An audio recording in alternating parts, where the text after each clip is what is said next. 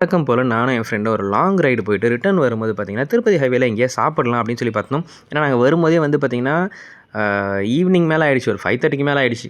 So அப்போ இங்கே வந்து new family dhaba, new Punjabi family தாபான்னு ஒரு கடைய பார்த்தோன்னா, சரி இங்கே எங்கேயாவது எது கிடைச்சாலும் சாப்பிட்றலாம் அப்படின்ற மாதிரி தான் நானும் என் ஃப்ரெண்டும் உள்ளே போனோம். உள்ளே போயிட்டு என்ன இருக்குன்னு கேட்கும்போது, நான் செக் பண்ணி சொல்கிறேன் அப்படின்னாங்க. சரி செக் பண்ணி சொல்லட்டும் அப்படின்னு பார்க்கும்போது, நான் வந்து பன்னீர் ஃப்ரைட் ரைஸும், அதுக்கப்புறமா வந்து சிக்கன் கிரேவி சைட் டிஷ்ஷாக கொடுங்க அப்படின்னு சொல்லி கேட்டிருந்தோம். இருக்குதா பார்க்குறேன்னு சொல்லியிருந்தாங்க. அதுக்கப்புறம் இருக்குதுன்னு கொண்டு வந்து குடுத்துருந்தாங்க. அது பார்த்த பிறகு வந்து எனக்கு ஒரு பெரிய டவுட்டே வந்தது. ஏன்னா, அவங்க குடுத்திருந்த ஃப்ரைட் ரைஸ் வந்து ஃப்ரைட் ரைஸ் மாரியே இல்ல. அது நான் பன்னீர் ஃப்ரைட் ரைஸ்ன்னு சொன்னா யாருமே நம்ப மாட்டாங்க. இதான் அந்த பன்னீர் ஃப்ரைட் ரைஸ். உங்களுக்கு பன்னீர் ஃப்ரைட் ரைஸ் மாரி தெரியுதா? அதில எதுக்கு வந்து சேர்வாவும், மோரும் குடுத்தாங்கன்னும் தெரியல.